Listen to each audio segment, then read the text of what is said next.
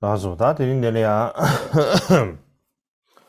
아니 가사 에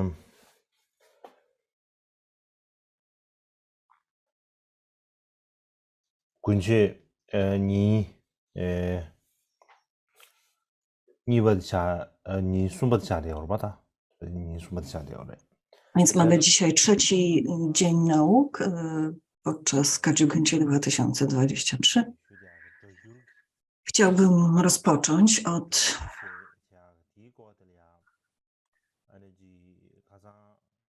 od tym, że poprzednio omawialiśmy tę metodologię tłumaczeń w tradycji chińskiej i chciałbym dzisiaj dokończyć ten temat najpierw.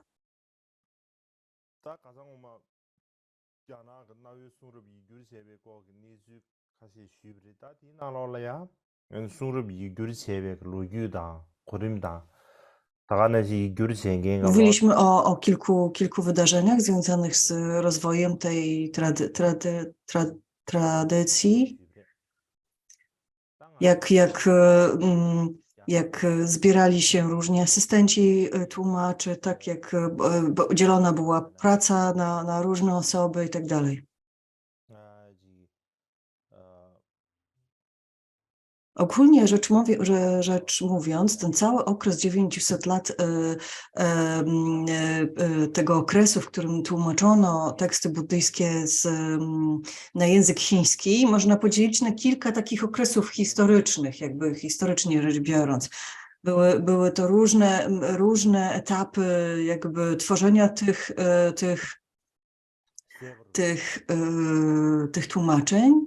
Teraz zebrałem tutaj na tym slajdzie kilka takich jakby dat, które jakby dzielą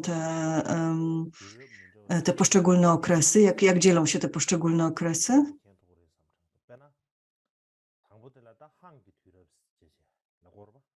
Dzięki. Więc pierwszym tym okresem właśnie była dynastia Han.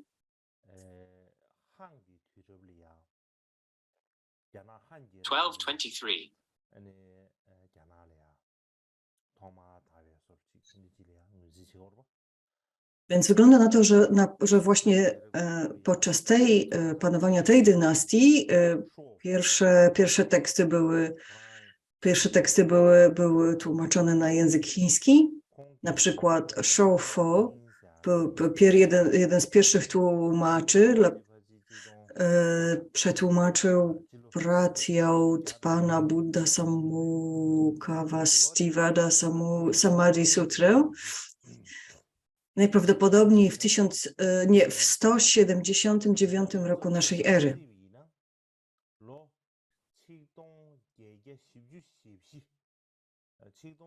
Więc wygląda na to, że to było jakieś 1844 lata temu.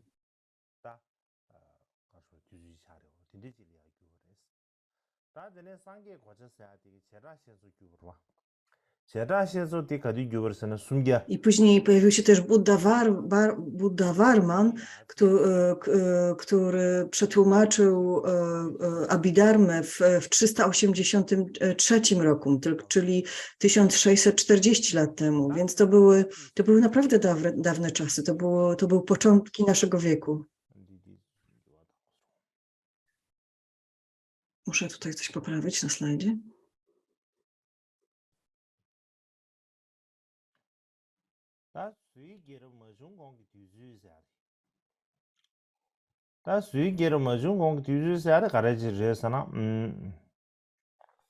Potem pojawił się taki okres, który się nazywa okresem przed dynastią Sui.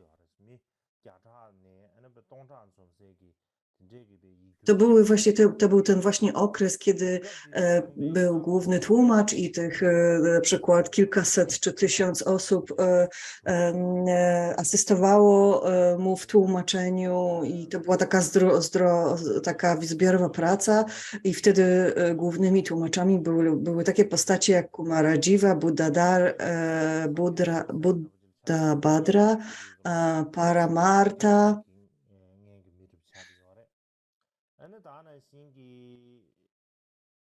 Więc to były czasy mniej więcej 1650, 1600, 1460 lat temu.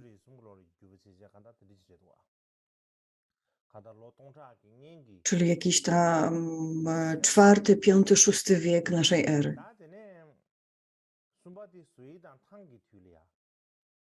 Trzecim okresem był okres tej dynastii Sui i Tang.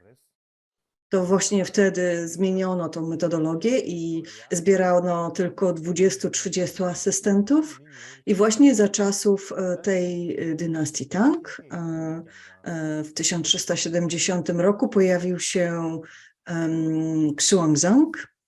On zaczął swoje tłumaczenia w 645 roku, czyli 1370 lat temu.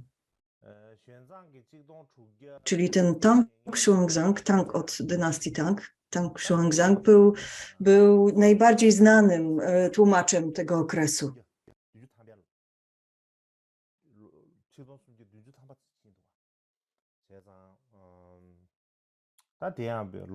Czyli to był VII wiek naszej ery. Wtedy, tak czyli to było bardzo dawno temu. Kolejnym okresem była dynastia Sung, był okres dynastii Sung,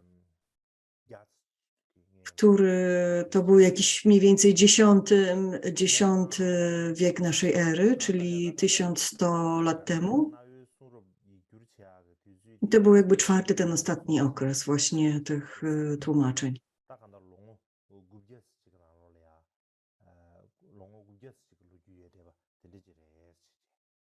Tak czy inaczej, ten cały okres trwał mniej więcej 900 lat.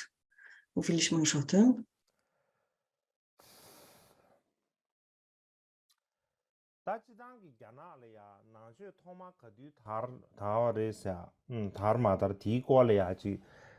Ogólnie, jeśli chodzi o ten początek przenoszenia buddyzmu z Indii do Chin, to różni naukowcy, różni badacze mają różne jakby koncepcje na ten temat.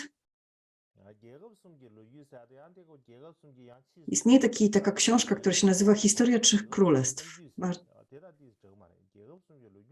I w niej tam są różne historie z tych trzech królestw opisane. To jest taka kronika przedstawiająca różne historie wydarzały się w czasie tych królestwach, wczesnych królestwach Chin. Był taki, bo ona była napisana przez Pei Songzhi, chyba. I on pisząc to robił dodatkowo takie swoje notatki jeszcze dodatkowe, i w jednej z tych notatek czytamy, że w pierwszym roku panowania IT, więc to był drugi rok drugiego wieku przed naszą erą, albo drugi rok przed naszą erą, i wówczas pojawiła się osoba, którą nazwano Da Yanxi.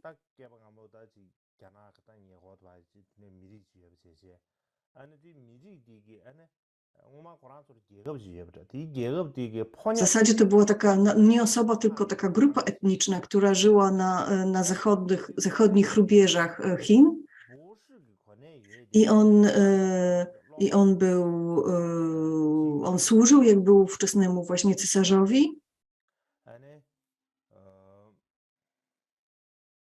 I on miał ucznia, i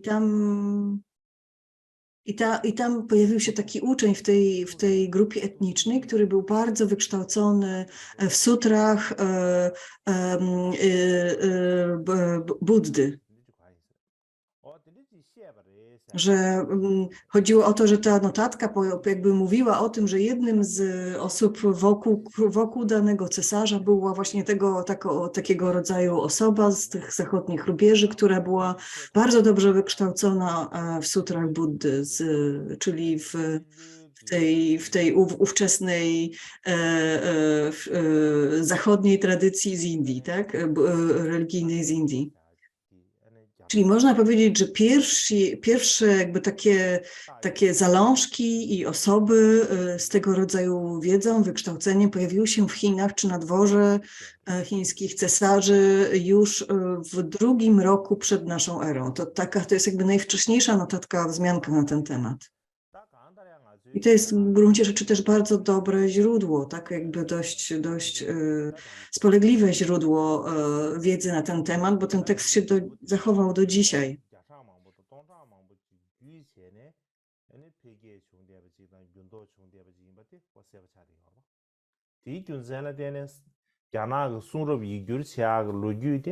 Więc to później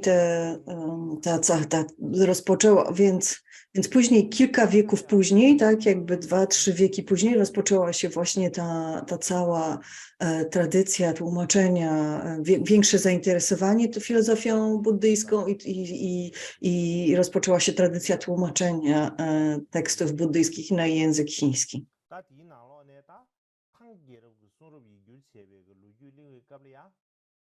I która się właśnie najbardziej rozbudowała, właśnie najbardziej płodna była właśnie podczas tego okresu przed dynastią Sui i potem podczas okresu tej dynastii Sui i Tang. Więc jak wiemy, Xuanzang już żył za czasów tej dynastii Tang i on miał tylko 23 asystentów, ale ci asystenci to byli bardzo wielcy uczeni. I mieli też bardzo jasno podzieloną pracę. Tak? Każdy miał jakąś inną odpowiedzialność. Na każdym spoczywała jakaś inna odpowiedzialność za ten tekst. I tam były bardzo jasno określone zasady, całe procedury, że najpierw robimy to, potem robimy tamto, potem to jest przekazywane do tej osoby, potem do kolejnej osoby i tak dalej.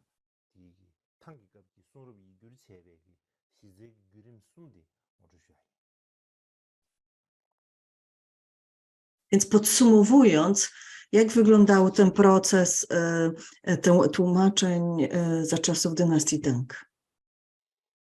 On obejmował jakby 3 zasady.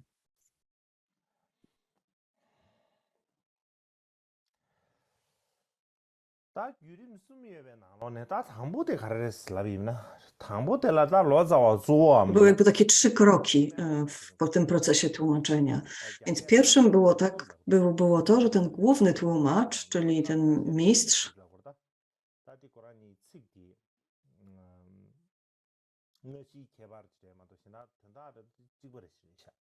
on był różnie nazywany w języku chińskim w różnych czasach, tak czy inaczej to zawsze był ten główny tłumacz, który rozpoczynał pracę, który musiał, można powiedzieć, że to był taki główny tłumacz po prostu.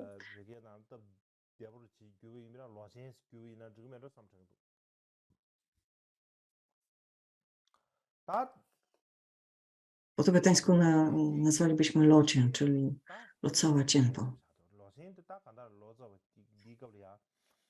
I on był oczywiście najważniejszy w tej grupie.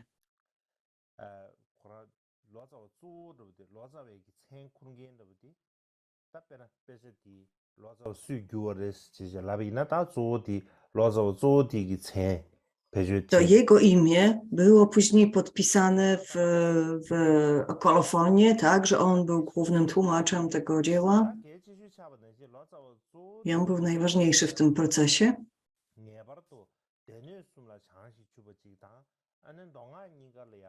On musiał być mistrzem 3 koszy dharmy, wszystkich pism buddyjskich, sutr i tantr i tak dalej. On musiał mieć bardzo rozległą wiedzę na temat filozofii buddyjskich. On również objaśniał znaczenie każdego słowa i najważniejszych, najtrudniejszych punktów tego tekstu. To jakby on objaśniał znaczenie tych słów wszystkim pozostałym asystentom. Ci asystenci to byli najwięksi uczeni filozofii owych czasów. Oczywiście nie musieli, ponieważ to byli wielcy uczeni, więc tym razem nie trzeba było im wyjaśniać każdego słowa, każdego jednego słowa, bo oni bardzo często sami również znali sanskryt. Ale główny tłumacz objaśniał te najtrudniejsze paragrafy, te najtrudniejsze terminy, te bardzo, bardzo subtelne różnice w znaczeniu i tak dalej. Więc ten krok w tym tłumaczeniu był nazywany analizą dogłębnego znaczenia. I to był jakby pierwszy etap, tak? Objaśnianie krok po kroku, słowo po słowie całego tekstu wspólnie z asystentami. I robił to ten główny tłumacz. I to było tak długo powtarzane, tak długo dyskutowane, aż wszystko było jasne.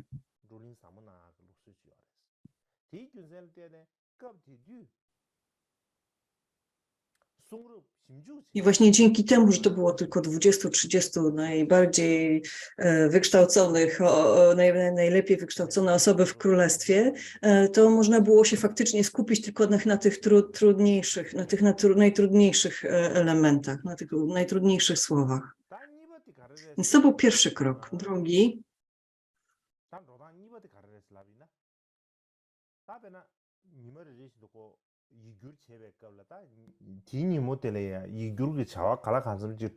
więc podczas tego pierwszego kroku każdego dnia robiono notatki, tak?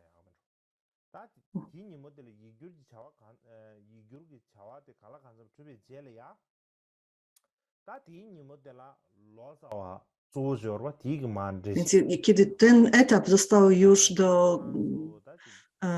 już draft jakiś taki powstał na tym pierwszym etapie,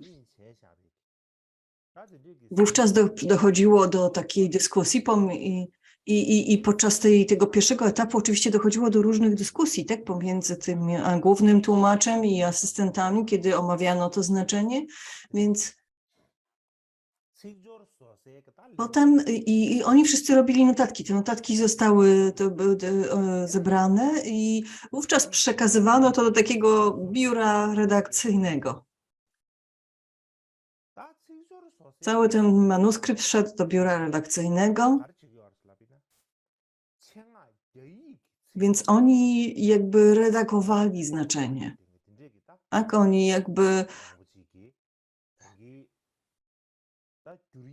oni głównie skupiali się na wyrażeniach chińskim, na języku chińskim, tak? Czy to wszystko ma sens w języku chińskim, czy nie można tego powiedzieć ładniej, czy patrzyli na styl. Na początku oczywiście były to takie bardzo luźne notatki, a potem ten zespół redakcyjny redagował to w takiej ładnej formie w języku chińskim. Ci pierwsi, jakby ta pierwsza grupa nie zajmowała się stylem, kompozycją i tak dalej, po prostu robiła notatki, to co im przyszło do głowy, tak żeby zebrać wszystkie myśli, wszystkie najważniejsze punkty dotyczące znaczenia. A potem na tym drugim etapie myślano o stylu. Z mojego doświadczenia wiem tak, że na przykład kiedy ja tłumaczę jakiś tekst z chińskiego na tybetański, to ja oczywiście bardzo łatwo, to dużo łatwiej jest mi wytłumaczyć, co ten tekst znaczy. Mogę wyjaśnić w języku, po tybetańsku, co znaczy to zdanie, co znaczy tamto zdanie, o co tutaj chodzi, jakie jest znaczenie tej strofy czy tamtej.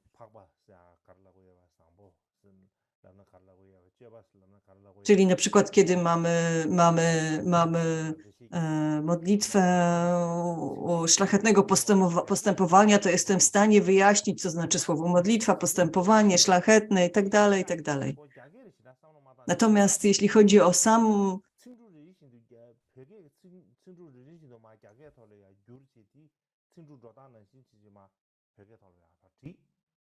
Więc jestem w stanie na przykład wtedy dosłownie przetłumaczyć każde słowo z chińskiego na tybetański, ale to nie zawsze brzmi ładnie po tybetańsku. Więc to stanowi taką podstawę. Jakby po tym takim stworzeniu takiego draftu trzeba przejść przez cały tekst i zastanowić się, czy to ładnie brzmi w języku tybetańskim, czy nie ma błędów gramatycznych, czy w języku tybetańskim nie ma lepszych słów na wyrażenie tego i tak dalej. Czasami, kiedy tłumaczę, to jakby tłumaczę dane słowo za pomocą kilku innych słów tybetańskich, czyli mam kilka opcji do wyboru i później dopiero wybieram.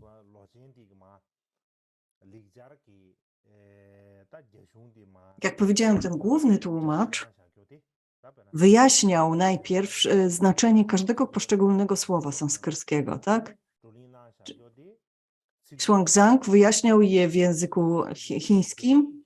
Wszyscy robiono notatki i potem przekazywano to właśnie do takiego zespołu redakcyjnego, który sprawdzał, czy to wszystko brzmi poprawnie i czy jest napisane w dobrym chińskim stylu. I robili korektę, taką redakcję.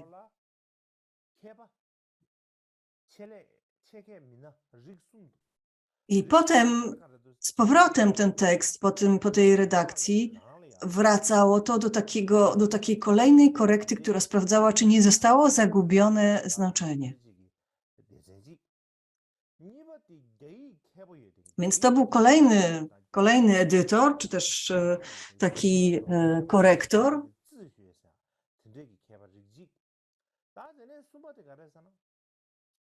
Na tym drugim etapie robili to tacy uczeni, którzy bardzo dobrze znali język chiński i chińską gramatykę, chińską literaturę, tak?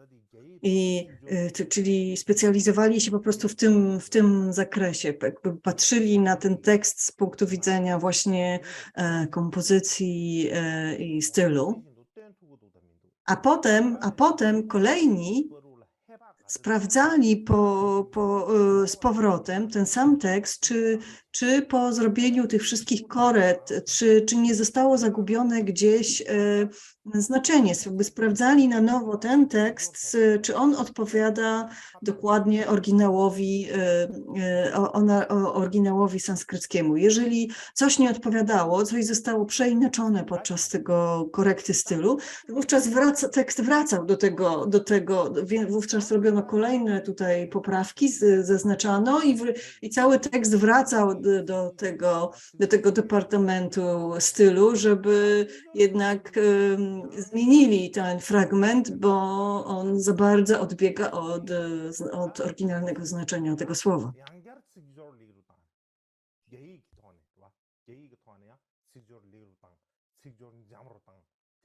I w ten sposób jakby ten manuskrypt jakby przechodził z rąk do rąk, a do redakcji stylu takiego chińskiego i do redakcji, która sprawdzała znaczenie. Ci, którzy sprawdzali jakby, czy tekst odpowiada znaczeniu, czyli oni sprawdzali go z oryginałem sanskryckim, tak? Oni nie zajmowali się tym, czy to ładnie brzmi, czy to jest poprawne, tylko po prostu tylko sprawdzali, czy znaczenie się zgadza.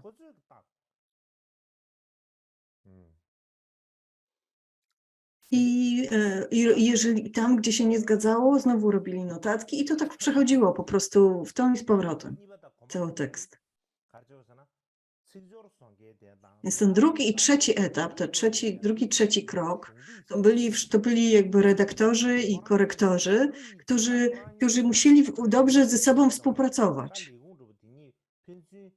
Oni musieli doprowadzić musiało dojść do takiej sytuacji, gdzie obie strony, obie te grupy redakcyjne były zadowolone z ostatecznego efektu.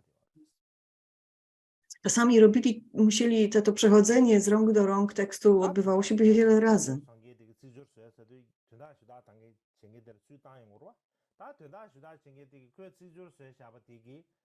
Więc, więc ci redaktorzy sprawdzający znaczenie czytali wszystko, patrzyli, czy to wszystko.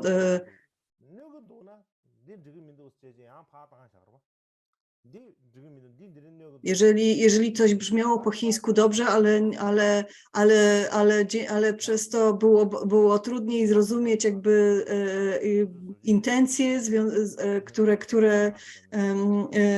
które stały za tym tekstem, za tymi słowami, to odsyłali z powrotem ten tekst i tak dalej. I tak ten proces wyglądał. To była ciężka praca.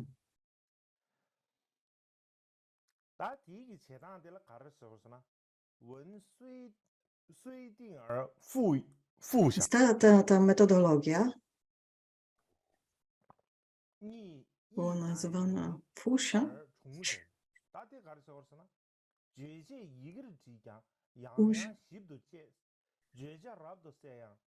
To były jakby takie dopieszczanie, cały czas sprawdzanie tego tekstu. On cały czas był. Ten cały proces był cały czas powtarzany.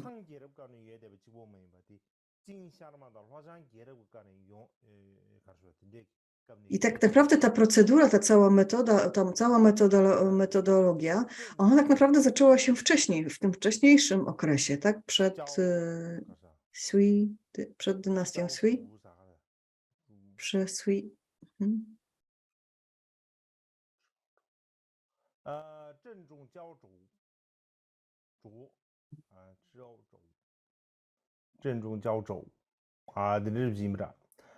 지금 3년개 권에 휴다치하사 3년개 권에 휴다치하사 다 들리지라.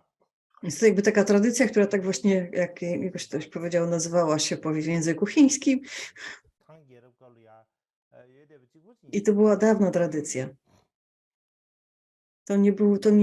Ona jakby nie ograniczała się tylko do tej dynastii Tang, do tego okresu. Ona była często, już wcześniej się zrodziła, takiego dopieszczania tekstu w ten sposób. Na przykład, natomiast na przykład Xuanzang przetłumaczył te poziomy yogaczary na język chiński.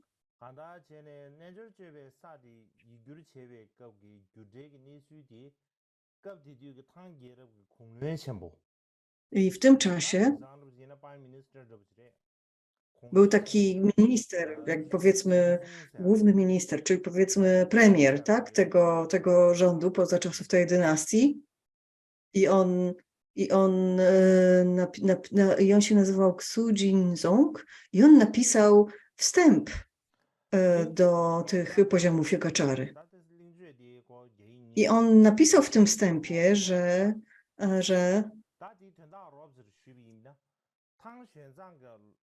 on został, nie będę czytał, bo on jest napisany w klasycznym chińskim.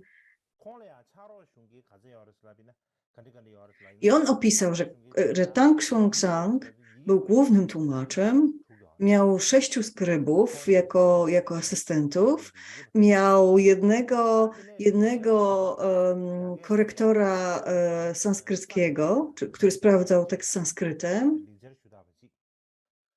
miał 8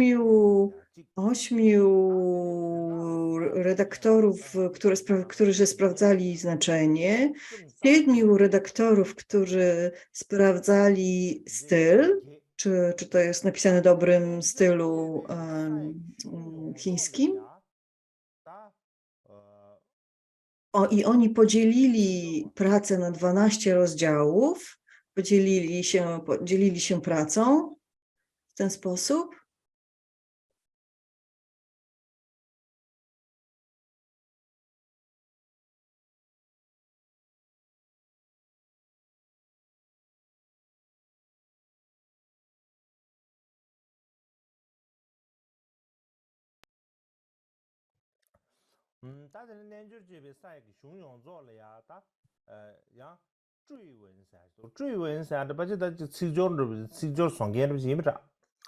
직접 차례 차로 중에 밑뒤 알았어. To 제상 byli ci wymienieni tam edytorzy, czy tych 7 czy 8, to oczywiście oni się zajmowali całym tym tekstem. Oni się podzielili właśnie na tych 12 rozdziałów, więc więc podzielili się pomiędzy sobą, tak, i każdy z nich kolejny rozdział po kolei czytał.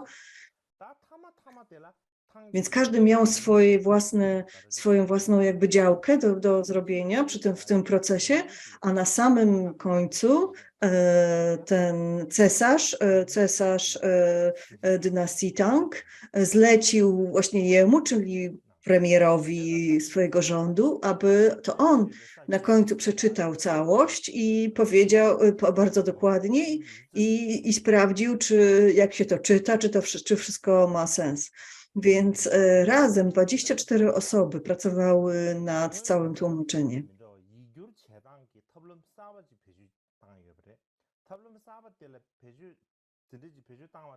Więc oczywiście tak jak wspomniałem wcześniej, to była inna metoda niż ta wcześniejsza metoda, która zakładała, że uczestnictwo kilkuset osób.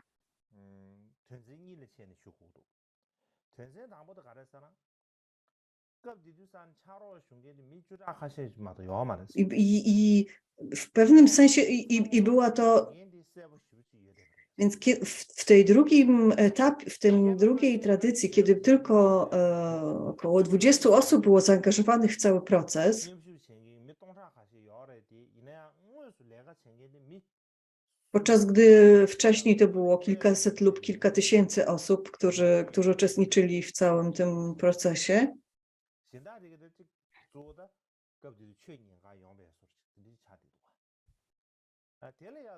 Ale w gruncie rzeczy w tym pierwszym okresie, chociaż uczestniczyło w tym całym procesie kilkaset czy kilka tysięcy osób, tylko tak naprawdę 3 czy 4 robiły całą robotę, a reszta słuchała albo dyskutowała z tłumaczem, co miało sens na tamtym etapie, ale w gruncie rzeczy całą pracę wykonywała tylko garstka ludzi, kilka osób i oni byli w stanie w ten sposób przetłumaczyć dużo mniej tekstów. Podczas gdy w drugim etapie w całym procesie brali udział tylko było tam 20 osób, ale oni wszyscy brali udział w procesie i wszyscy mieli jakiś wkład w to tłumaczenie. A poza tym oni właśnie, ta druga metoda zakładała taką nieustanne sprawdzanie i korektę tych tekstów, która czasami trwała lata, czasem całymi latami, co bardzo udoskonalało cały tekst. Na przykład był taki jeden asystent Xuanzanga, który się nazywał Facang.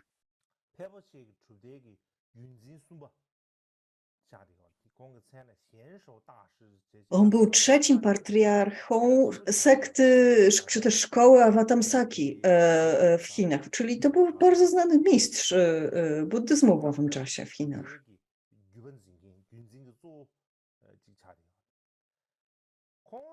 On był jednym z głównych jakby dzierżycieli, tak, tej szkoły. I później, ponieważ jakby podczas tego procesu przechodzenia tekstu od tej grupy zajmującej się stylem do grupy zajmującej się znaczeniem, on nie mógł się jakby zgodzić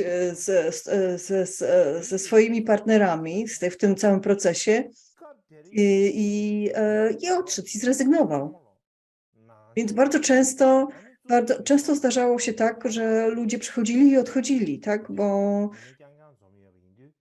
to byli wszyscy bardzo uczeni ludzie w filozofii buddyjskiej albo w literaturze chińskiej, tak, czyli bardzo dobrzy specjaliści od stylu. I którzy mieli bardzo silne opinie. Oczywiście mieli też swoje własne jakieś ambicje związane z tą pracą i nie zawsze zgadzali się ze sobą.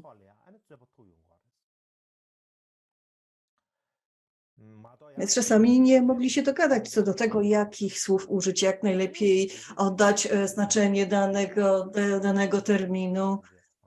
I kłócili się między sobą, i jakby nie tylko dyskutowali, ale właśnie wręcz kłócili i bardzo często odchodzili od takiego zespołu. Oczywiście ten główny tłumacz zawsze próbował załagodzić całą sytuację, jakby on był głównym, jakby on był szefem tego zespołu, więc próbował załagodzić ten konflikt, ale no nie zawsze się to udawało. Czasami ludzie mieli swoje własne pomysły, swoje własne opinie.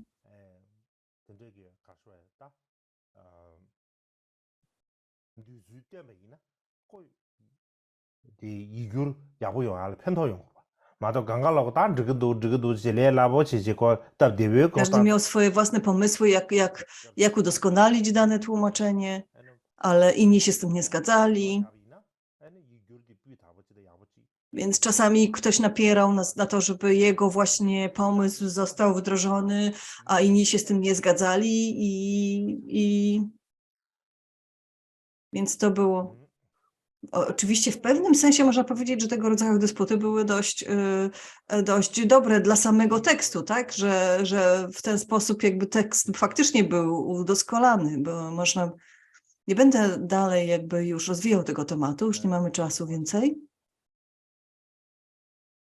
Nie będę mówił o tym okresie późniejszym dynastii Sung, bo w gruncie rzeczy interesuje nas ten okres Xiongzanga.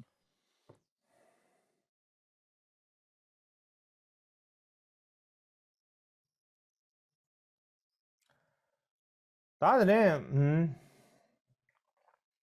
시험을 가봐지 주셔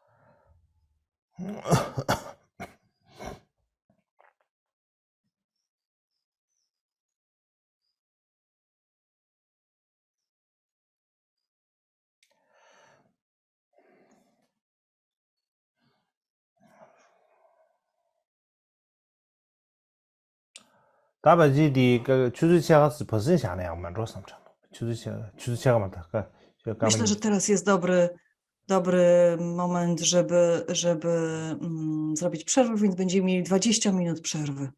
Za 20 minut widzimy się znowu.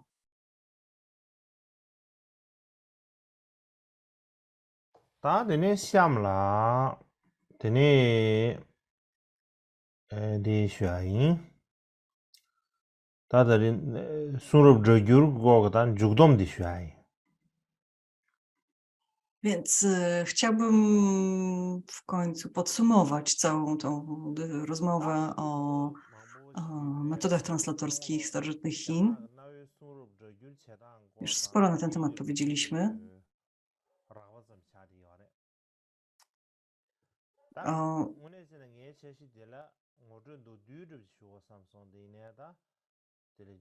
Moja intencja, miałem zamiar przedstawić to tak bardzo krótko, ale okazało się, że półtora dnia nauk z tego wyszło.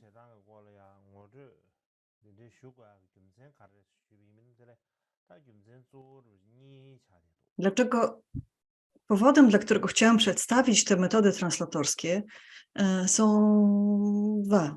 Znaczy z dwóch powodów. Pierwszy jest taki, że tłumaczenie tekstów Dharmy jest bardzo trudne. Trzeba mieć wysokie kwalifikacje, żeby być tłumaczem.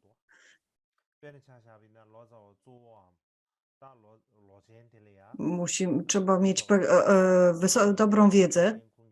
Na przykład główny tłumacz musiał być wielkim znawcą wszystkich tekstów Dharmy, zarówno sutr, jak i tantr. A nie tylko, musiał też, poza tym jego asystenci również musieli mieć najlepsze kwalifikacje. Musieli też się specjalizować w czymś, tak? Czyli musieli na przykład ktoś musiał być specjalistą od sanskrytu, ktoś musiał być specjalistą od klasycznego chińskiego. Ktoś musiał być specjalistą od filozofii buddyjskiej.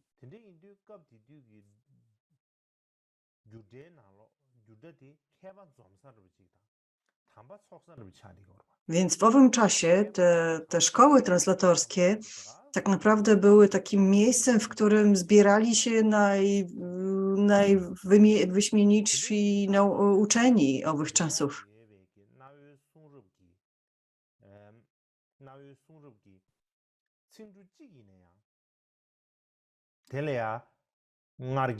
Dlatego, kiedy czytamy te stare tłumaczenia,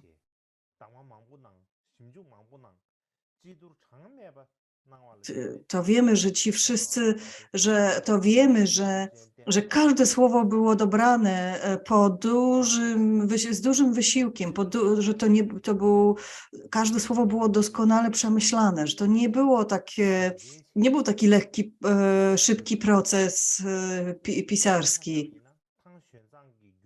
że te teksty przechodziły przez kolejne etapy, na przykład tak jak w tej szkole Xuanzanga byli ci kolejni specjaliści, którzy na przykład ten wielki dzierżyciel szkoły, patriarcha szkoły Avatamsaki był jednym z asystentów Xuanzanga, tak? Albo Kuai-ji, który później w gruncie rzeczy stał się takim jednym z głównych uczonych, który dał podwaliny pod szkołę Tylko Umysł w Chinach, tak? Który pomagał Xuanzangowi w napisaniu tych głównych komentarzy do 30 wersów. Tak? Więc to byli wyjątkowi ludzie. Było pośród tych wszystkich asystentów wielu różnych uczonych, kempo, wielkich mistrzów z największych klasztorów Chin. To tak jakbyście mieli w Tybecie, zebrali Sakya Panditę, Longchenpę, Tsongkhapę i tak dalej.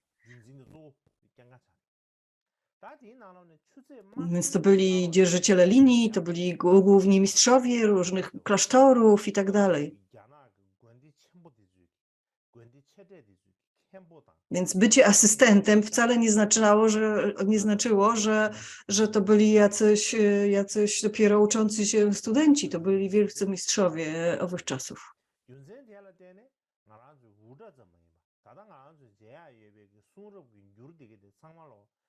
Więc nie ma przesady w tym, kiedy mówimy, że te wszystkie teksty przetłumaczone wtedy były owocem wielkiej praktyki i wykształcenia wielu bodhisattvów żyjących w tamtych czasach i dlatego naprawdę musimy szanować te teksty, szanować te tłumaczenia,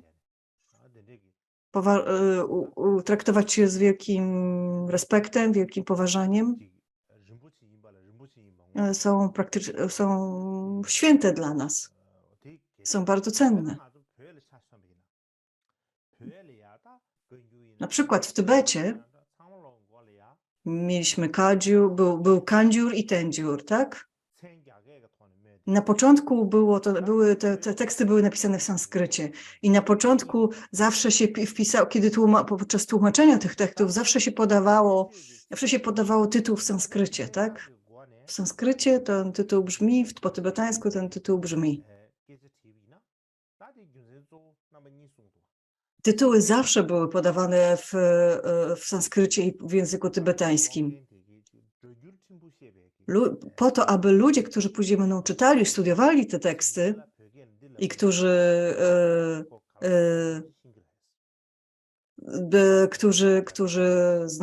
znali trochę sanskrytu, mogli porównać sobie, to o to chodziło, to o ten tekst chodzi, lepiej mogli zrozumieć wówczas to, co czytają, tak? Poza tym drugim powodem tego było jakby pamiętanie o życzliwości tych autorów, którzy spisali te wszystkie teksty w sanskrycie. A my musimy też pamiętać o tych wszystkich tłumaczach, którzy przetłumaczyli te wszystkie teksty później z sanskrytu na tybetański czy na chiński.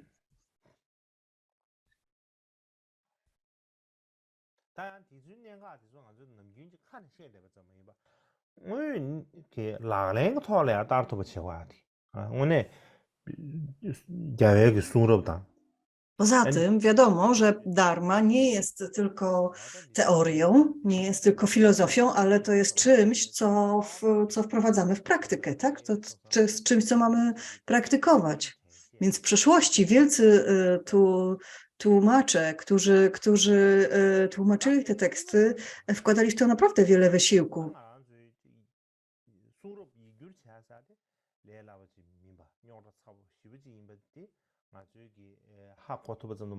Tłumaczenie takich tekstów nie jest proste. Musimy je dobrze rozumieć.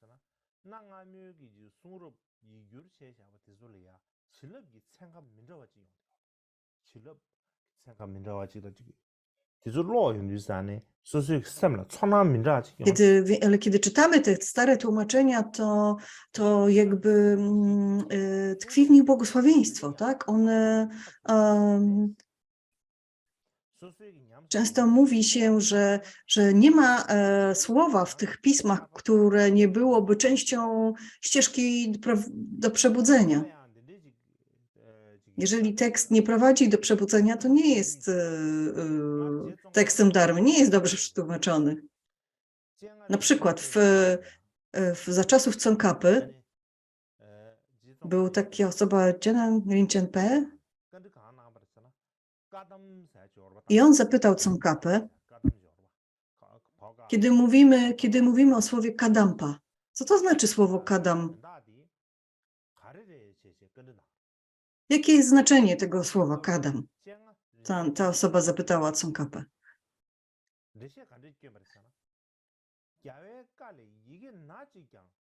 I wyjaśnienie było takie, że tak jak mówi się, że ani jedno słowo Buddy nie może być traktowane, odrzucone. Każde też zawiera w sobie instrukcje, każde zawiera w sobie wskazówki. I to jest znaczenie słowa kadam. Musimy, każde słowo jest wskazówką, każde słowo ma znaczenie. I takie jest znaczenie słowa kadam. I w tym momencie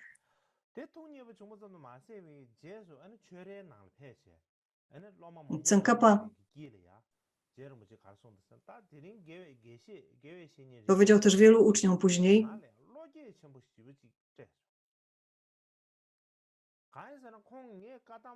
dzisiaj to Tsongkhapa spytał tego człowieka, Rinchena Paldzie, a nie odwrotnie. I wtedy Tsongkhapa był bardzo zadowolony, powiedział wszystkim swoim uczniom, że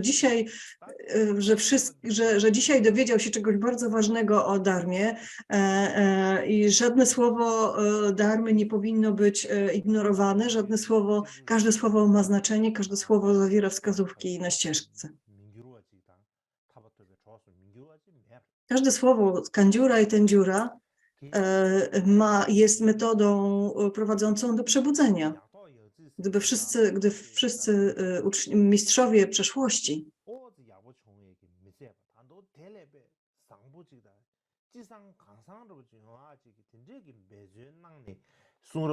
robili wszystko, co mogli, aby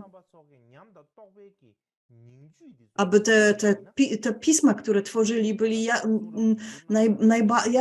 najbardziej doskonałe, aby każde słowo było dopracowane, aby każde słowo coś znaczyło.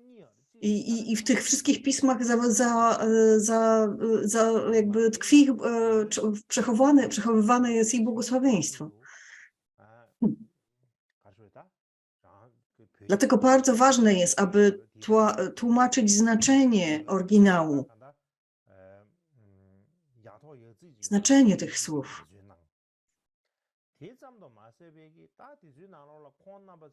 I ci dawni tłumacze naprawdę to rozumieli i naprawdę wkładali bardzo dużo wysiłku w to, aby przekazać to znaczenie, aby wykonać doskonałe tłumaczenie.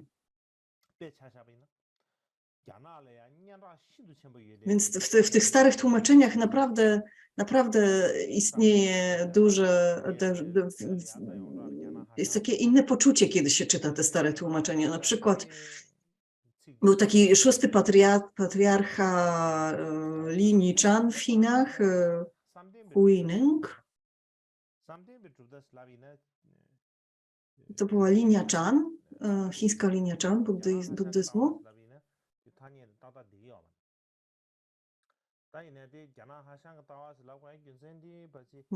Czasami mówi się, że to jest linia Hashanga, tak? Ale tak naprawdę to jest linia Chan. Czasami mówi się, że to jest linia Hashanga, a to dlatego, że to właśnie Hashang Mahayana, który przybył do Samie, właśnie pochodził z tej linii, więc często Tybetańczycy mówią o tej linii jako linia Hashanga, ale tak naprawdę to się nazywało linia Chan. I on był naprawdę wspaniałą istotą, ten patriarcha, szósty patriarcha.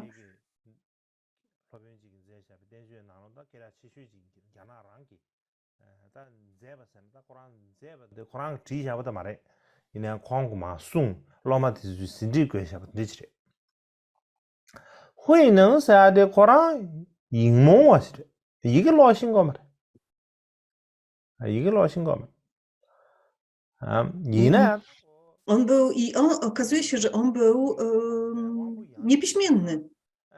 On był doskonałym, on nie potrafił czytać ani pisać, ale miał doskonałą inteligencję i osiągnął pełne urzeczywistnienie, rozpoznanie natury umysłu.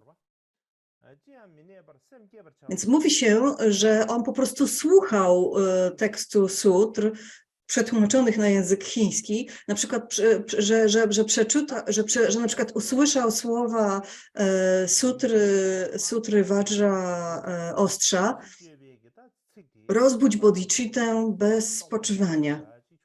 I sam po prostu słuchając tych słów, tej sutry, osiągnął urzeczywistnienie.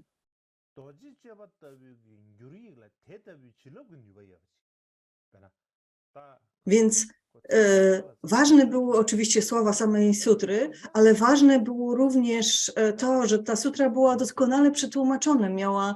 Była tak przetłumaczona, że słowa brzmiące po chińsku miały tą moc wyzwalania, tak? Miały w sobie to błogosławieństwo wyzwolenia, wprowadzania w naturę umysłu. To nie tylko sutra była doskonała, ale również tłumaczenie było doskonałe. To jakby pokazuje, jak wielkie znaczenie ma tłumaczenie tekstów. One muszą jakby docierać, ten przekaz, ta intencja musi być zawarta w tłumaczeniu. To tłumaczenie musi być tak zrobione, żeby przekazywało tą intencję wyzwalania.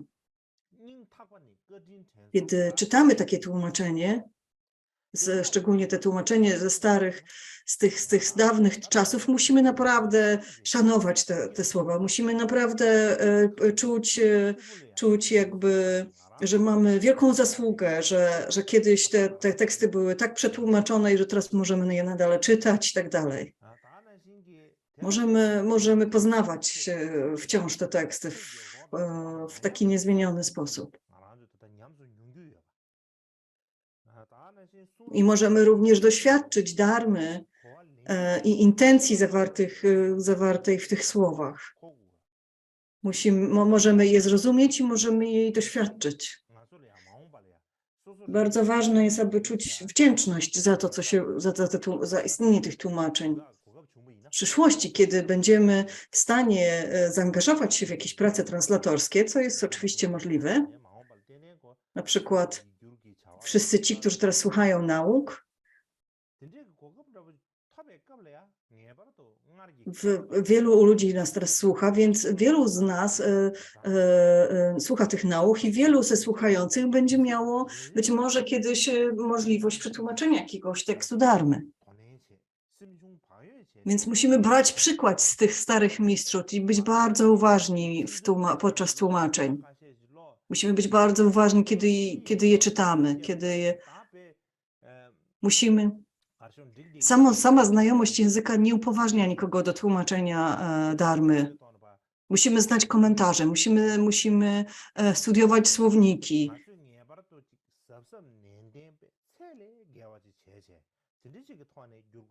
Musimy być bardzo pilni i naprawdę przygotować się na dużą ilość pracy. Jeżeli nie będziemy usatysfakcjonowani z danego tłumaczenia, musimy je poprawiać, musimy je analizować, musimy je konsultować i musimy mieć odwagę, aby to wszystko robić.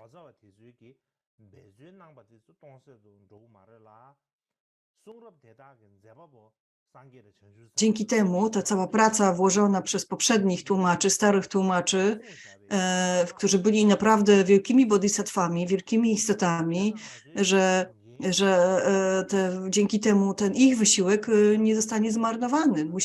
Musimy uczyć się z ich przykładu. Tłumaczenie to jest wielka odpowiedzialność.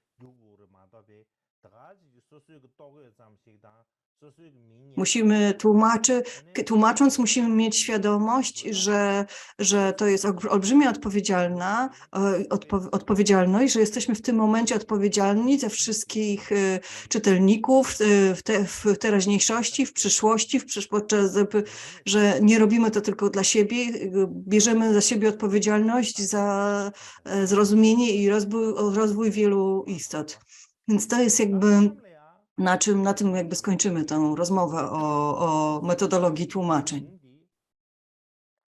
Więc na początku tych nauk mówiłem o tym, że będziemy rozmawiać o 30 strofach, a tak naprawdę o komentarzach do 30 strof napisanych, przetłumaczonych przez Xuanzanga, czy też zebranych i przetłumaczonych przez Xuanzanga w traktacie udowodniającym tylko umysł.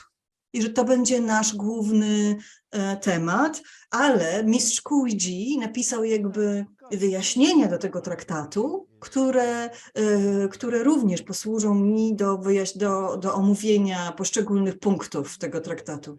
Więc zostało nam kilka dni nauk i chciałbym powoli przejść mam nadzieję, że uda nam się omówić całe wprowadzenie do tych wyjaśnień mistrza Kuiji. Bo w tym swoim wyjaśnieniu do traktatu udowadniającego tylko umysł, też uzasadniającego tylko umysł, Kuiji napisał bardzo dobre wprowadzenie.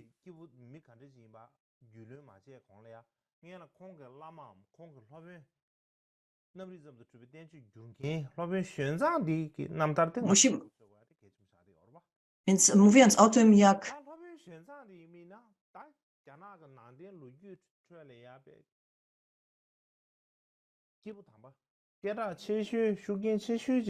tak Xuanzang, powinniśmy najpierw jakby zrozumieć, dowiedzieć się jak najwięcej o Tang Xuanzangu, czyli o tym mistrzu głównym tłumaczu.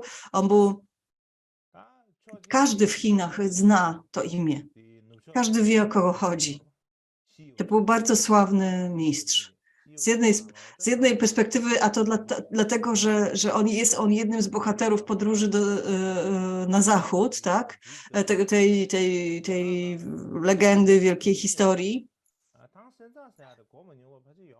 I dlatego każdy Chińczyk zna tą historię, zna tą legendę i na pewno słyszał o Xuanzangu jako o bohaterze tej historii. Ale tak naprawdę Xuanzang był jednym z najbardziej znanych buddyjskich mistrzów. Być może, że nie ma drugiego aż tak znanego mistrza buddyjskiego w całej historii Chin. Przedstawię jego życie później, kiedy przejdziemy już do omawiania 30 strof, tak? Teraz chciałbym się skupić na tym wprowadzeniu do tych komentarzy do 30 strof przetłumaczonych przez Xuanzanga. I te komentarze, to wprowadzenie zostało napisane przez mistrza Kuiji, asystenta głównego Xuanzanga. To jest właśnie obrazek przedstawiający mistrza Kuiji.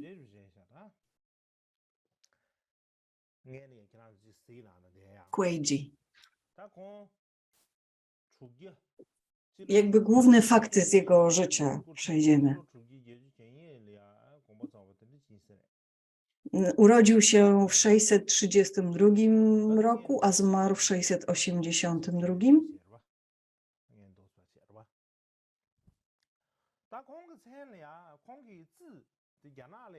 Jego imię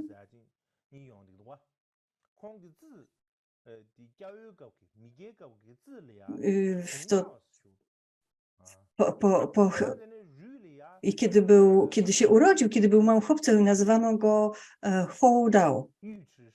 Zaś jego nazwiskiem, jakby jego rodem był Yuchi.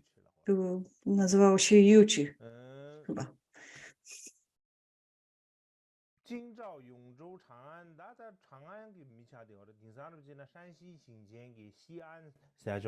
Pochodził, to był dzisiejszy Xi'an, czyli Shanxi, prowincja Shanxi.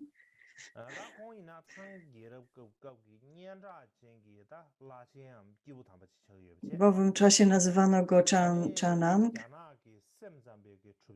Więc on jakby, kiedy później stał się jednym z najbardziej znanym mistrzem dynastii Tang i w zasadzie jednym z głównych mistrzów, założycieli szkoły tylko umysłu w Chinach.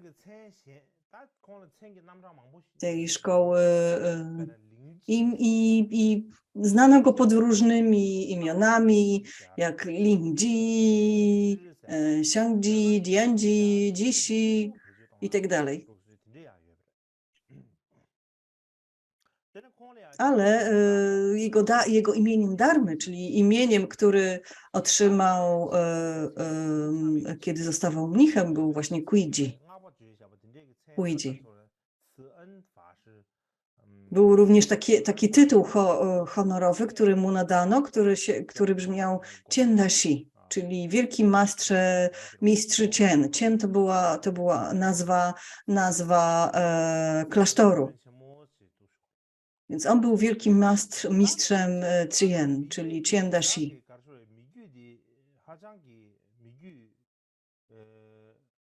W jego rodzie, w jego rodzinie wszyscy mężczyźni byli generałami. Jego dziadek, jego wuj, jego ojciec, wszyscy byli generałami.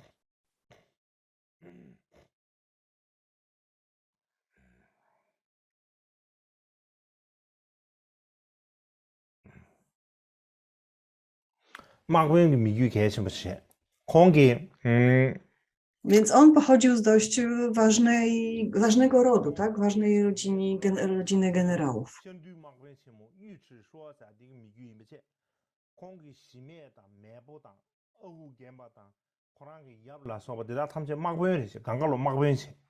Wszyscy właśnie jego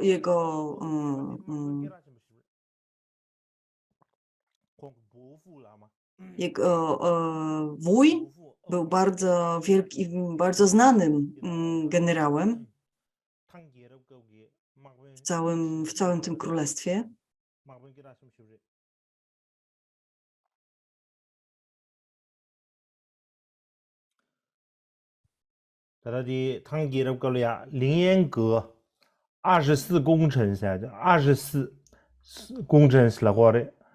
대 런보 체제진 니슈츠없이 사야죠. 탕계럽 거기. 런보 체제진 탕계럽 당부 주베 qabля. 런보 체제진 Więc jakby w tej dynastii Tang było dwudziestu kilku wielkich ministrów, i on był, i ten jego właśnie wuj był jednym z tych wielkich ministrów. W tradycji Chin, jakby w bramie,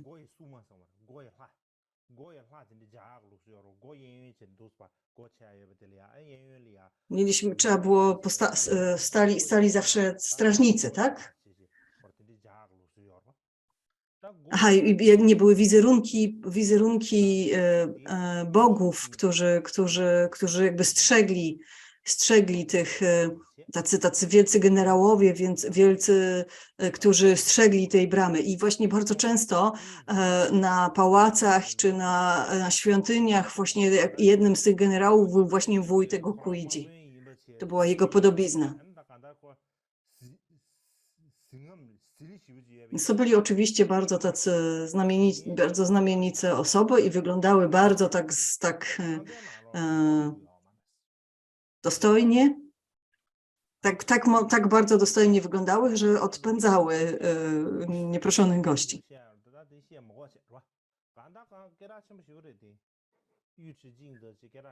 Tak czy inaczej, jego wuj był wielkim generałem, bardzo znanym.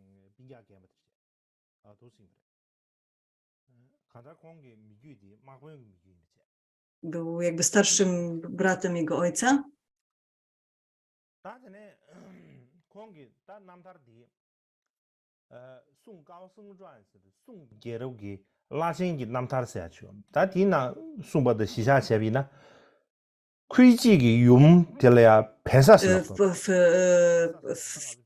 Podczas dynastii Suk powstał taki tekst Życie szlachetnych mnichów, które opisywało właśnie życie wielu mistrzów, starożytnych mistrzów chińskich. I w tym tekście jest właśnie historia mistrza Kuiji. I tam mówi się o tym, że matka Kuiji, kiedy zaszła w ciążę, to śniła, że połknęła księżyc o wielkości dłoni.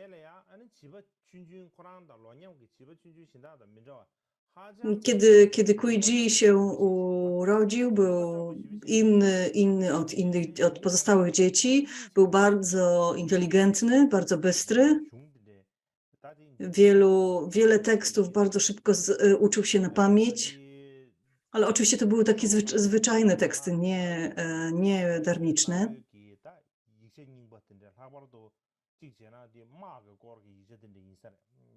Zapamiętał wiele tekstów,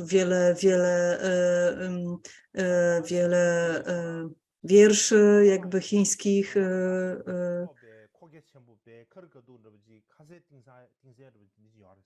Był zawsze bardzo bezpośredni,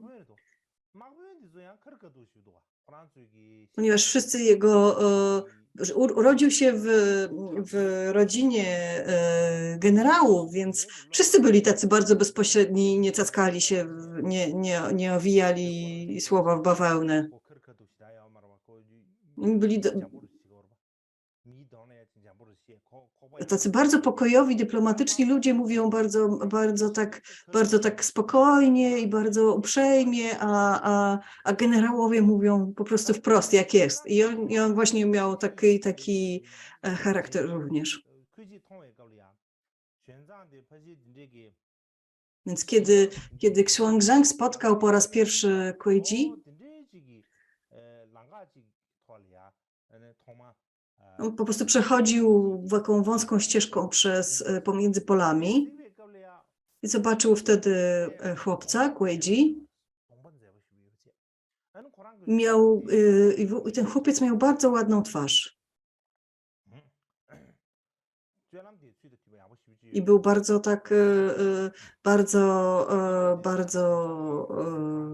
tak dostojnie się zachowywał, bardzo elegancko. Xuanzang.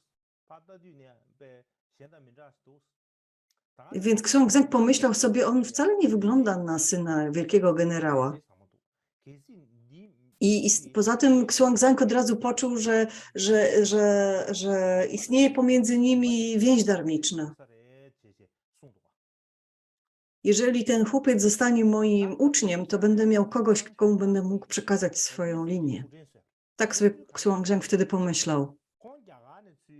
Poza tym Xuanzang pamiętał również pewne wydarzenie, kiedy wracał z Indii, kiedy już wracał do Chin. Pewny mistrz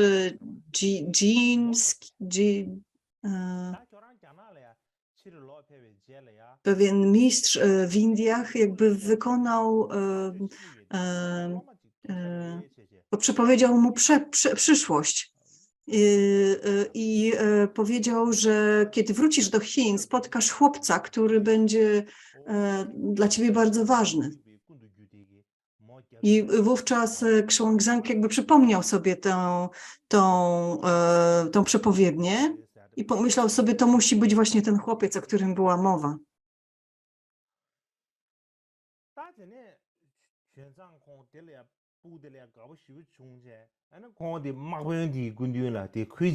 Więc Xuanzang był bardzo szczęśliwy, że spotkał tego chłopca, udał się do ojca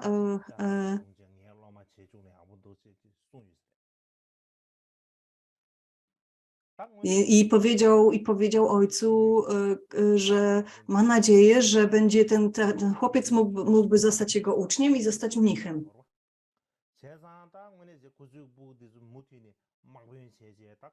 Na co ojciec mówił, to jest rodzina, w której chłopcy bronią dynastii Tang.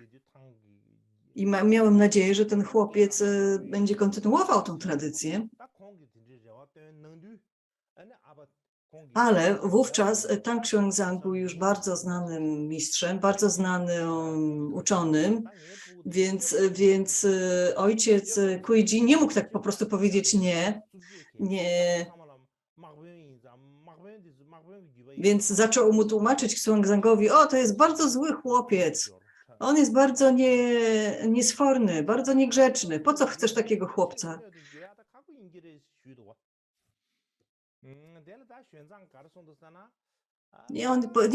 On jest taki, ten chłopiec jest tak niegrzeczny, że ja wątpię, żeby był dobrym mnichem kiedyś, albo on po prostu chciał, aby Xuanzang jakby porzucił ten pomysł, aby sam zmienił zdanie, tak?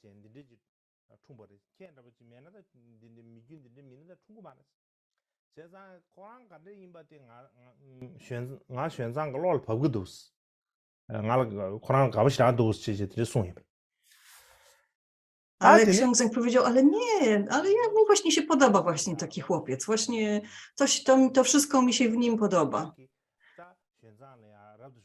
W końcu ojciec powiedział Xuanzangowi, okej, zgadzam się, niech ten chłopiec zostanie, niech mój syn zostanie mnichem. Ale Kuiji sam wcale nie chciał być mnichem. Nie zgadzał się.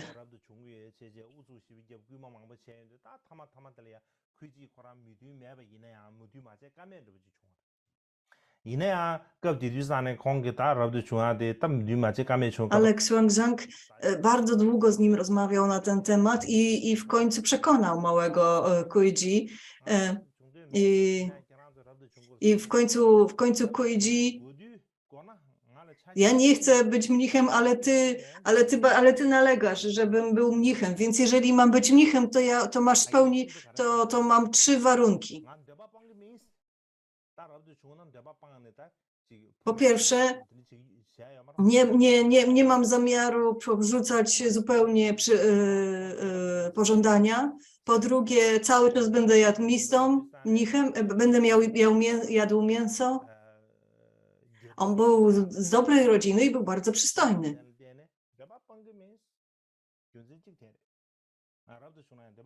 I najprawdopodobniej nie chciał porzucić jakby wszelkich przyjemności zmysłowych z tym związanych. Po drugie, powiedział, że właśnie nie porzuci jedzenia mięsa.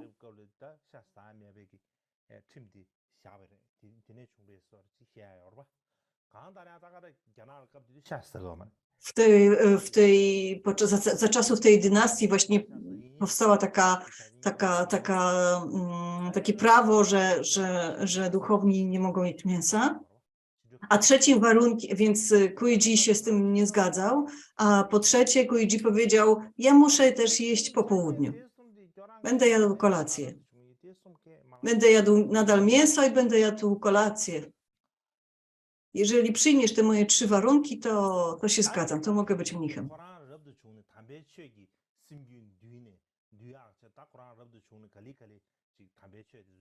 Ponieważ Xuanzang bardzo mu zależało, aby poskromić umysł Kuiji, więc zgodził się na te warunki. Powiedział, okej, to nie ma problemu. Przyjmiemy, że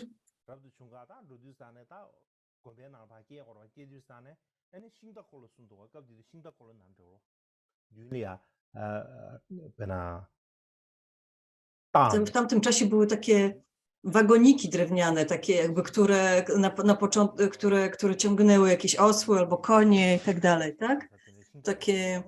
Takie wozy drewniane i Kuiji wypełnił 3 takie wozy swoimi rzeczami, żeby wyruszyć do klasztoru.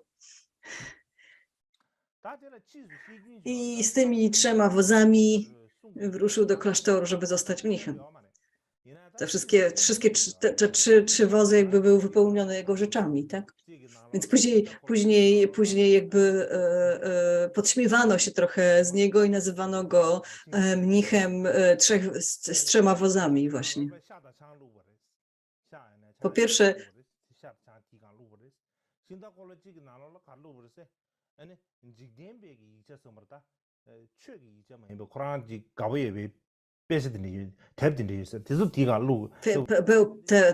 te wozy były wypełnione przeróżnymi, były przypełnione mięsem i tekstami niezwiązanymi z darmą w ogóle.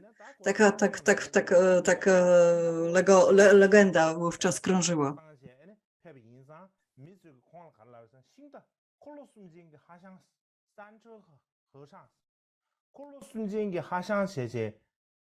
Więc nazywano go właśnie, przedrzeźniano go trochę i nazywano go mnichem z 3 wozami. Bo wszędzie szedł z tymi 3 wozami. Zazwyczaj ludzie, kiedy zostają mnichami albo mniszkami, to zostawiają wszystko za sobą, tak? Ciuchy, inne rzeczy, niedarmiczne książki, czy jakieś takie tego rodzaju rzeczy. On odwrotnie. Ale te teksty o życiorysy szlachetnych mnichów pisze, że te wyjaśnianie trudnych punktów traktatu uzasadniającego tylko umysł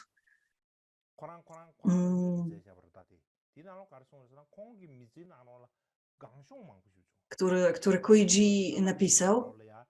I w tych życiorysach mówi się, że Kuiji przeżył wiele wzlotów i upadków. Że w końcu jego rodzina że właśnie straciła życie i że bardzo szybko został sierotą.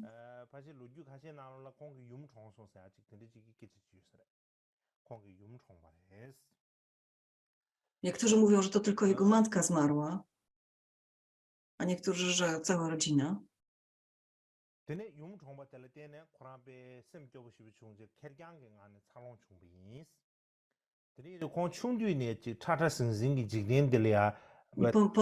I właśnie wtedy, kiedy został sierotą, to jakby zaczął żyć sam i był takim samotnikiem i dlatego właśnie to jakby sprawiło, że został mnichem i że cała ta historia z tymi 3 wozami wypełnionymi rzeczami była nieprawdziwa, więc są różne wersje tej historii, jego życia.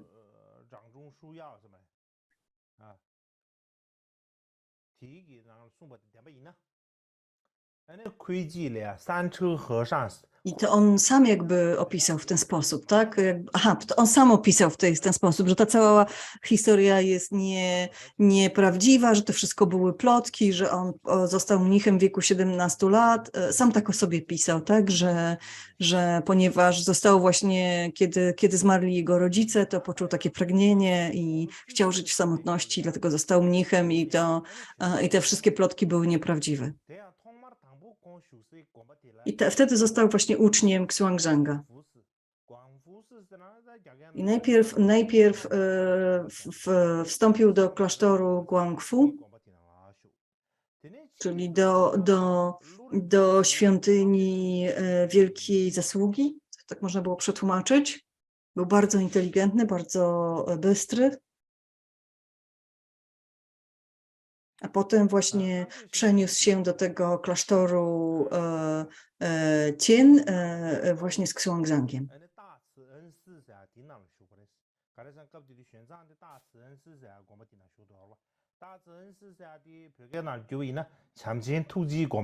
Tam właśnie jakby żył Xuanzang, tak, w tym klasztorze. Więc to była jakby, można było przetłumaczyć, że to była świątynia wielkiego współczucia i tak mniej więcej można przetłumaczyć.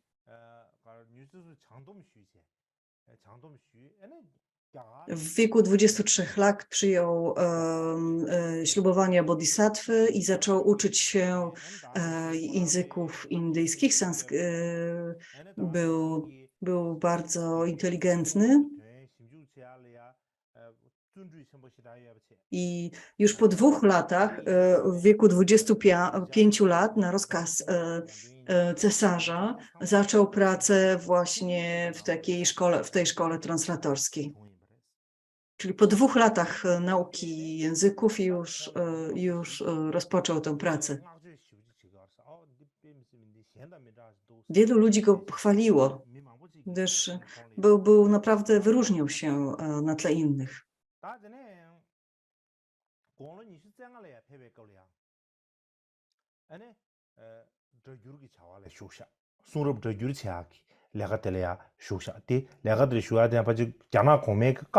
Właśnie jak zaczął pracę nad tłumaczeniami, właśnie na polecenie, na rozkaz cesarza.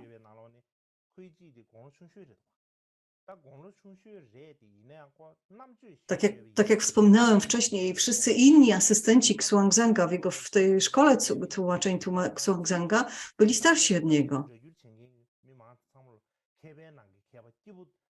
W zasadzie to było dość niewiarygodne, że on się dostał do tej szkoły, gdyż pozostali asystenci byli największymi uczonymi tamtych czasów.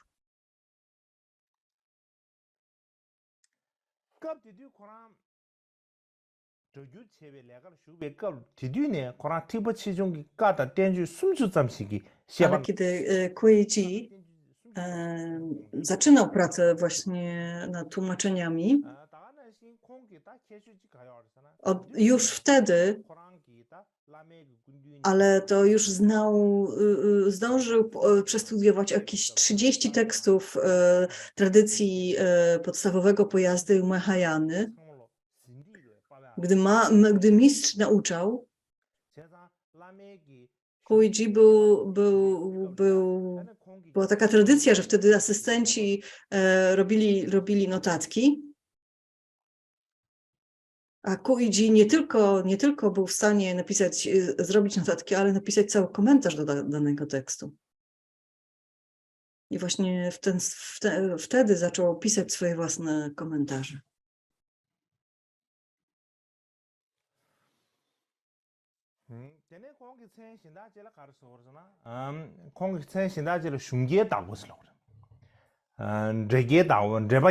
Jedno z jego imion było mistrz 100 nauk. Mistrz 100 nauk. Taki tytuł jakby otrzymał również za życia.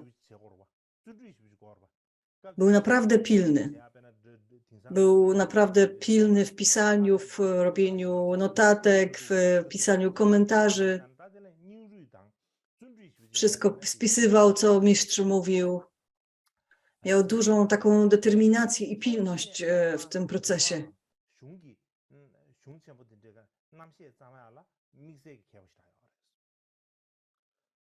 A poza tym był naprawdę zdolnym pisarzem komentarzy. Xuanzang na przykład dawał wyjaśnienia do danego tekstu, a Kuiji był w stanie spisać wszystkie te nauki i jeszcze dodać swoje własne, dodatkowe objaśnienia, jakby dodać swój własny komentarz do tych nauk. Źródła historyczne mówią, że Kuiji każdego dnia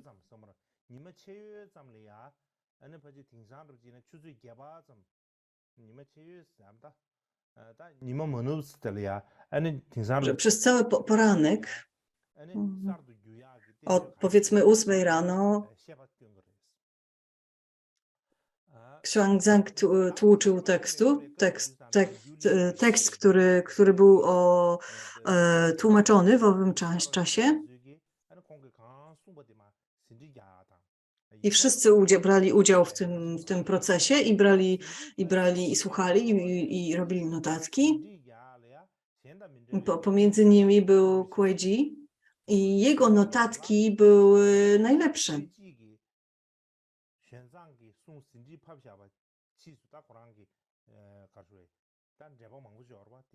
Gdy on jakby spisał wszystkie nauki Xuanzanga,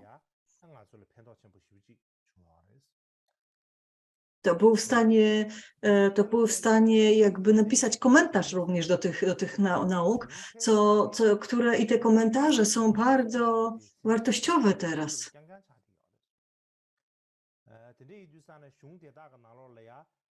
W zasadzie wiele nauk Xuanzanga przetrwało do tej pory właśnie dzięki temu, że Kuiji je spisał i potem dodał komentarz. Znaczy w opracowaniach Kuiji one przetrwały.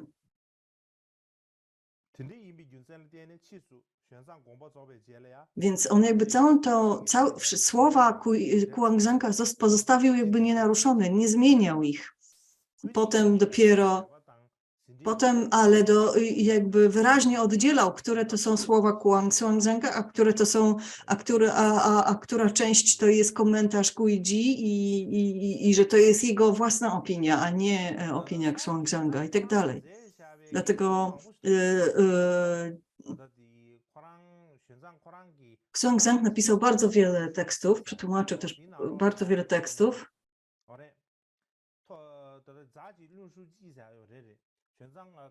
A Kuiji napisał bardzo wiele komentarzy do tych tekstów. Jednym z nich jest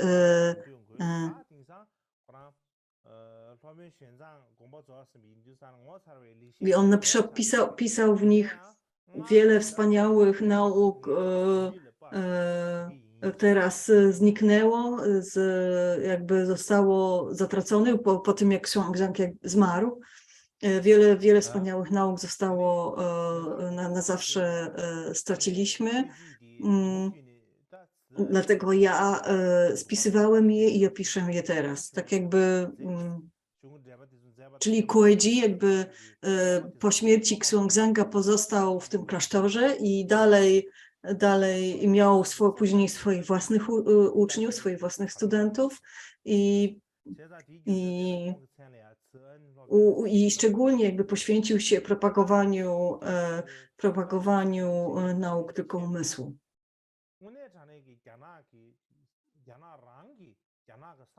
Historycy, znawcy historii Chin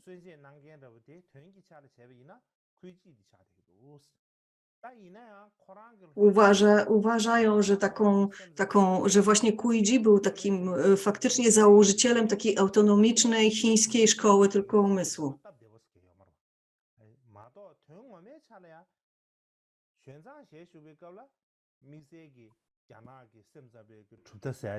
Kiedy Xuanzang jeszcze żył,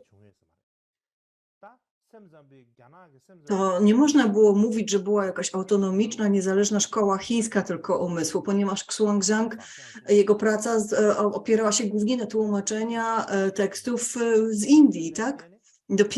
Dopiero komentarze do tych tekstów autorstwa Kuiji stworzyły taką autonomiczną szkołę tylko umysłu w Chinach.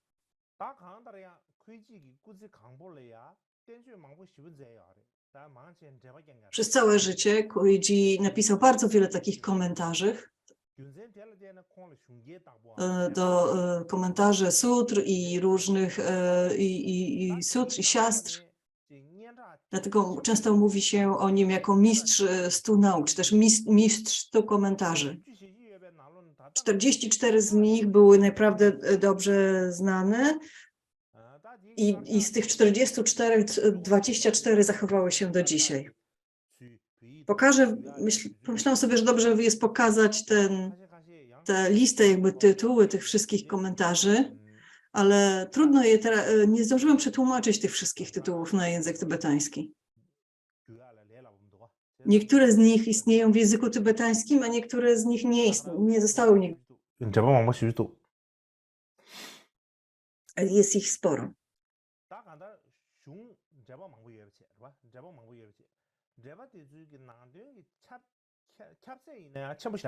Tak czy inaczej. I też te komentarze też mają bardzo różne obejmują różną tematykę. Niektóre dotyczą Mahayany, niektóre tylko umysłu, niektóre epistemologii. Jakby wiedza Kuiji była bardzo szeroka, bardzo rozległa. Ale tak czy inaczej najważniejszymi z nimi były właśnie komentarze filozofii Yogaczary, tylko umysł.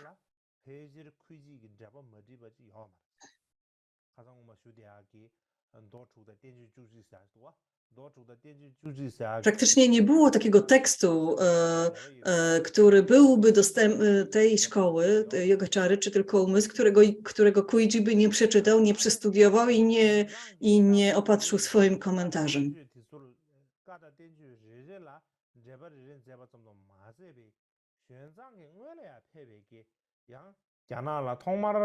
Więc on pisał komentarze głównie do tych tekstów, które przetłumaczył Xuanzang, ale poza tym też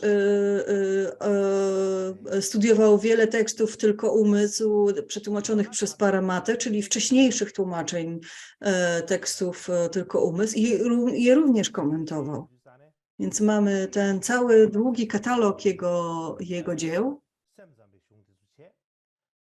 I głównymi oczywiście tematami tych komentarzy był tylko umysł, czyli opisany w tekstach Maitrei, i Asangi i Vasubandhu, czyli głównie komentował dzieła Maitrei, Asangi i Vasubandhu. To były jakby jego główne prace.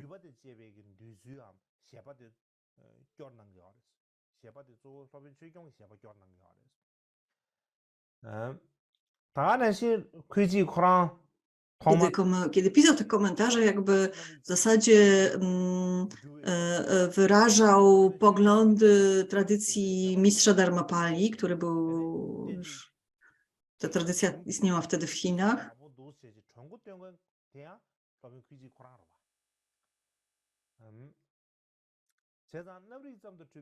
Tak jak pamiętacie, on miał właśnie ten pomysł,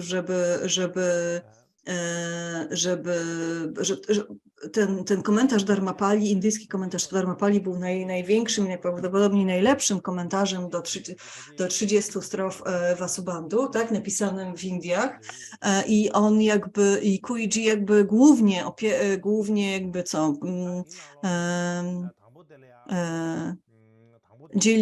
jakby podzielał te poglądy opisane przez Dharmapalę i to on właśnie jakby wpadł na pomysł, żeby na język chiński przetłumaczyć jakby taką kompilację wszystkich tych największych 10 komentarzy do 30 strof.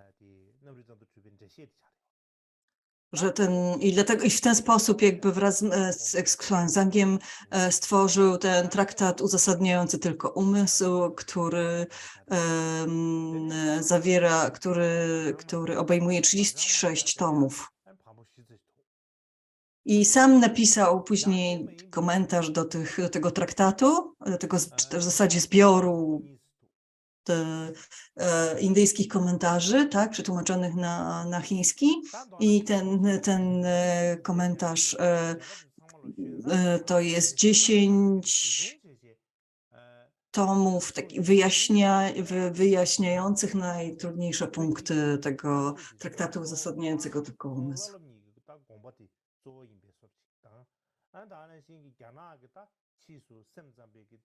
I oczywiście pozycja Książęga jest tam uwzględniana jako najważniejsza, tak? Więc dzisiaj,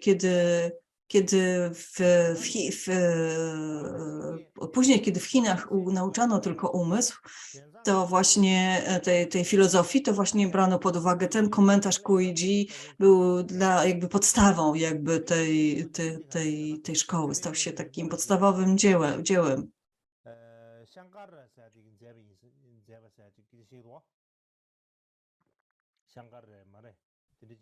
Kuiji napisał również 2 komentarze do tekstów logiki i epistemologii, jeden indyjskiej, jeden to był komentarz do 6-tomowego komentarza i wprowadzenia do logiki, a drugi do notatek do wprowadzenia do logiki.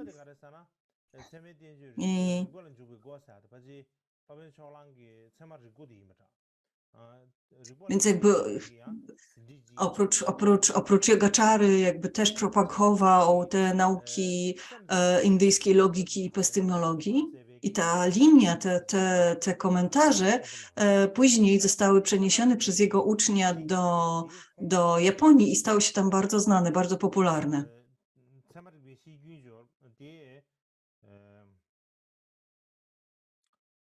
Ten uczeń to był Hui Shao. Hui Shao.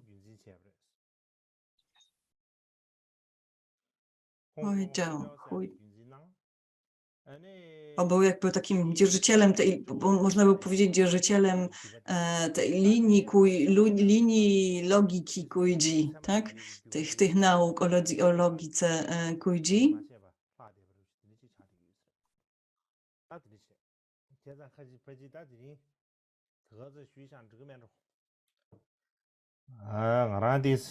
I ta linia jest jakby żywa dość do dziś i tak jak mówię, przez wiele wieków była bardzo popularna w Japonii. Więc na tym dzisiaj kończymy. Bardzo Wam dziękuję.